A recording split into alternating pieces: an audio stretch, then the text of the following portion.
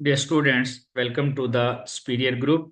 Dear students, हम discuss करेंगे part 2 की केमिस्ट्री का चैप्टर नंबर 2, इसका टेस्ट। सबसे पहले इसके हम एमसीक्यूज देख लेते हैं।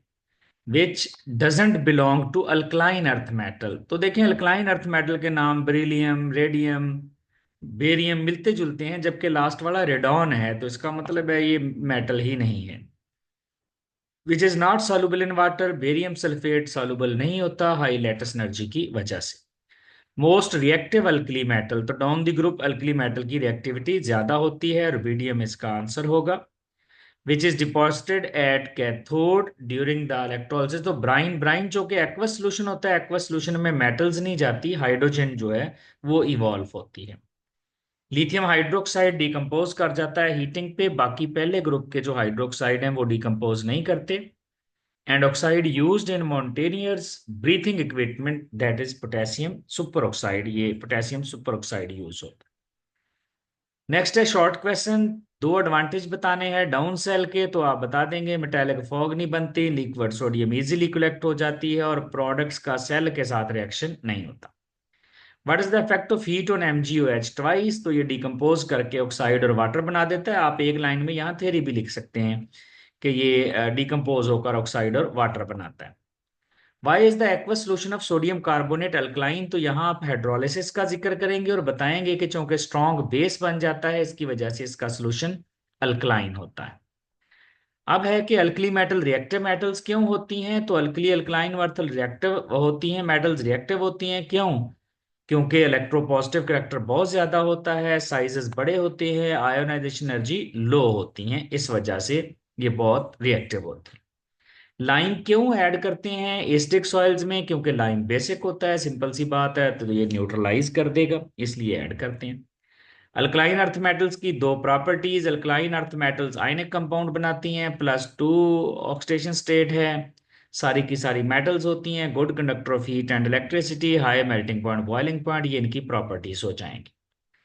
लाइम वाटर क्या होता है? लाइम वाटर आप बनाते हैं जब आप स्लेट लाइम 1 वॉल्यूम और सैंड 3 वॉल्यूम मिक्स करते हैं, तो ये वाले यहाँ पर रिएक्शन होते हैं और इसको यूज करते हैं ब्रिक्स और जो स्टोन्स हैं उनको बाइंड करने के लिए फॉर्मली। उसके बाद है लिथियम कार्बोनेट की डिकम्पोजिशन लिखे हैं, तो इससे लिथियम ऑक्साइड और कार्बन डाइऑक्साइड बनता है, और लिथियम नाइट्रेट से भी लिथियम ऑक्साइड ही बनता है, लेकिन साथ उसके बाय प्रोडक्ट डिफरेंट हैं, वो नाइट्रोजन डाइऑक्साइड और ऑक्सीजन बनता है। फिर है कि लाइम और सैंड से ग्लास कैसे बनता है, तो यहां पर भी आप इक्वेशन जरूर बनाएंगे ये वाली। What is the role of gypsum in agriculture. तो कम से कम 4 आपने पॉइंट जरूर लिखने हैं कि ये कैल्शियम सल्फर का सोर्स है, क्लोरोफिल और प्रोटीन वगैरह की डेवलपमेंट करता है, रूट्स और शूट्स की लेंथ को बढ़ाता है, और गुड क्वालिटी क्रॉप्स पैदा करते हैं इससे। फिर है peculiar behaviour of, extensive question में peculiar behaviour of lithium 8 point लिखने हैं, तो कोशिश करें वो वाले पॉइंट लिखें जिनमें इक्वेशंस भी होती हैं, ताकि एग्जामिनर आपको पूरे नंबर दे सके। इस तरह के पॉइंट्स नहीं लिखने होते कि लिथियम का साइज स्मॉल है और फिर हाई आयोनाइजेशन एनर्जी है, हाई इलेक्ट्रॉन अफिनिटी है, हाई इलेक्ट्रोनेगेटिविटी, नहीं। आप अच्छे वाले पॉइंट जहां इक्वेशन भी इन्वॉल्व होती है। कास्टिक सोडा कैसे प्रिपेयर करते हैं कमर्शियल स्केल पे? सबसे पहली हेडिंग दे रहा मटेरियल की, फिर सेल की डायग्राम बनाएं, एनोड बताएं किस चीज का है, कैथोड बताएं किस चीज का है, इलेक्ट्रोलाइट क्या होता है, इलेक्ट्रोड रिएक्शन एनोड वाले कैथोड वाले, फिर प्रोडक्ट क्या होते हैं, उनकी यील्ड कितनी है, इसमें प्रॉब्लम कौन से हैं, सोल्यूशन कैसे करेंगे, तो ये सारी हेडिंग्स आप देंगे तब आपको 4 नंबर मिलेंगे। इसके बाद है हमारे पास जो है नेक्स्ट पेपर, और नेक्स्ट पेपर जो है हमारे पास इसमें पहला MCQ है कैल्शियम सल्फेट डाइहाइड्रेट, ये जिप्सम होता है।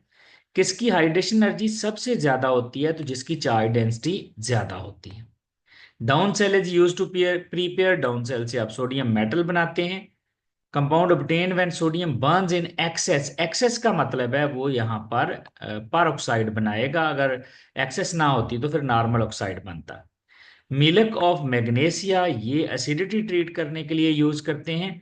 और most soluble sulphate beryllium sulphate होता है, क्योंकि इसकी लैटिस एनर्जी कम होती है। क्यों कम होती है? क्योंकि इनके साइजेस आपस में कंपैटिबल नहीं होते, ब्रिलियम स्मॉल है और सल्फेट का साइज बड़ा है, पैकिंग अच्छी नहीं होती। सबसे पहले कैल्साइट और बेराइट का फार्मूला आपने लिखना है शॉर्ट क्वेश्चन में, दोनों के फार्मूले लिख दें। रोल ऑफ कैल्शियम है प्लांट ग्रोथ में, तो ये प्लांट्स की नॉर्मल डेवलपमेंट, रूट हेयर है, शूट सिस्टम है, लीव्स की डेवलपमेंट है, माइक्रो ऑर्गेनिज्म की ग्रोथ है, तो ये इसकी जो है एप्लीकेशंस हो जाएंगी।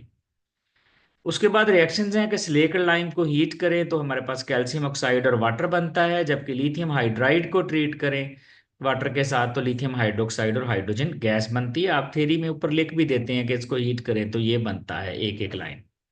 इलेक्ट्रॉनिक कन्फिग्रेशन लिखनी है, सोडियम का 11 है, लास्ट इलेक्ट्रॉन 3s1 है, और कैल्शियम का 20 है तो लास्ट इलेक्ट्रॉन 4s2 है।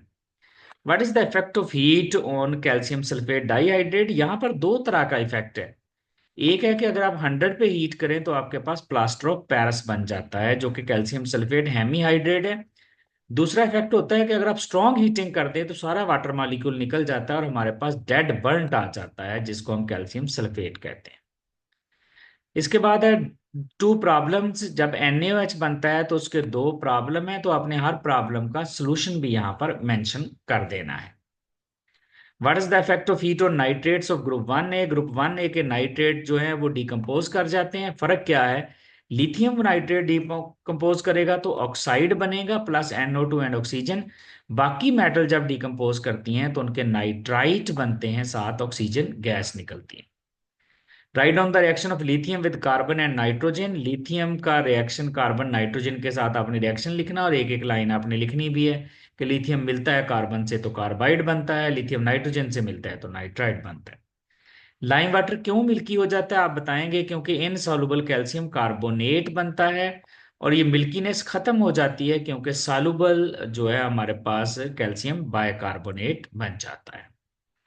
उसके बाद है ग्रुप 1A और 2A के एलिमेंट्स के नाम लिखने हैं, तो आप एलिमेंट्स साथ सिंबल एटॉमिक नंबर वगैरह भी लिख दें। एटॉमिक नंबर में अब इजी होता है याद करना। जैसे पहले का 4 है तो उसमें 8 ऐड करें, फिर 8 ऐड करें, फिर 18 और फिर 32 ऐड करते हैं तो नेक्स्ट का एटॉमिक नंबर आ जाता है। उसके बाद है कि आप लॉन्ग क्वेश्चन अटेम्प्ट करें। सबसे पहले तो सोडियम की प्रेपरेशन है, रॉ मटेरियल लिखें, सेल की कंस्ट्रक्शन करके डायग्राम बनाएं, एनोड बताएं किस चीज़ का बना है, कैथोड किस चीज़ का बना है, इलेक्ट्रोलाइट क्या है, इलेक्ट्रोडिक रिएक्शन एनोड पे कौन सा रिएक्शन है, कैथोड पे कौन सा रिएक्शन है, प्रोडक्ट क्या बनेगा, और फिर इसके एडवांटेज लिखते हैं। उसके बाद है पिकुलर बिहेवियर ऑफ ब्रिलियम। तो ब्रिलियम के 4 पॉइंट कम से कम जरूर लिखें आप ब्रिलियम के। और इसमें भी आपने ऐसा नहीं करना कि इस तरह के पॉइंट लिखते जाएं कि इसका साइज स्मॉल है, इसकी हाई आयोनाइजेशन एनर्जी है, इलेक्ट्रॉन एफिनिटी हाई है, इलेक्ट्रोनेगेटिविटी हाई है। नहीं, आपने अच्छे अच्छे पॉइंट जिनमें इक्वेशंस या कोई अच्छा कंसेप्ट है वो वाले पॉइंट लिखने हैं।